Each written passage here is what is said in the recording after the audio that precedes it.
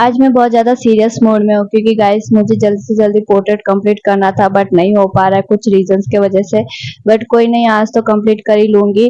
तो यहाँ पे मैं डिटेल्स कर रही थी, तो डिटेल्स करते-करते मुझे ध्यान में आया कि कुछ आर्टिस्ट ऐसे होते हैं जो बिगिनर्स आर्टिस्ट होते हैं, उनको डिटेल्स करने में बहुत ज़्यादा प्रॉब्लम होती है, वो डिटेल्स नहीं कर पाते हैं।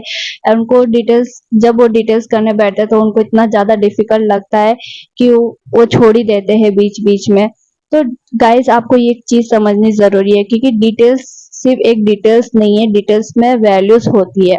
अगर आप वैल्यूज़ को अच्छे से समझ लेते हो, वैल्यूज़ को जान लेते हो कि कहाँ पे डार्कनेस है, कहाँ पे लाइटनेस है, तो आप अच्छे से कोई कितनी सी हार्ड से भी हार्ड डिटेल्स को भी आप ईज़ी वे में कर पाओगे। तो इसलिए आपको बहुत ज़्यादा ज़रूरी है कि आप अगर डिटेल्स को अच्छे से अंडरस्टैंड कर लेते हो कि उसमें कितने शेड्स होते हैं, किस तरीके से कितनी-कितनी वैल्यूज़ होती है, कहाँ कितना डार्क है, कहाँ कितना लाइट है, उससे भी लाइट कहाँ है, उससे भी डार्क कहाँ है। तो ये सारी चीज़ें हमें पहले समझनी होती है अच्छे से, उसके बाद हम वो डिटेल्स को ऐड करते हैं। तो ये सारी चीज़ें मैं भी कर रही थी, तो मुझे लगा कि आपके साथ भी ये चीज़ें मैं शेयर करूँ, तो इसलिए मैं शेयर कर रही हूँ। आई होप सो कि आपको भी ये चीज़ें समझ में आई होगी एंड थोड़ी बहुत हेल्प हुई होगी। अगर हेल्प होती है तो प्लीज़ कमेंट करके ज़रूर बताना।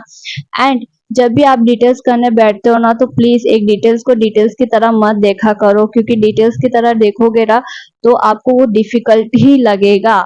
तो इसलिए जब भी आप कोई पोर्ट्रेट बनाने बैठो तो आप उसको ईज़ी वे में देखो, क्योंकि एक आर्टिस्ट का काम होता है कि हमें डिफ़िकल्ट चीज़ों को भी ईज़ी वे में देखना होता है। क्योंकि डिफ़िकल्ट चीज़ें तो नॉर्मल पर्सन भी देख पाते हैं, बट उसको ईज़ी वे में कैसे देखना है वो सिर्फ़ और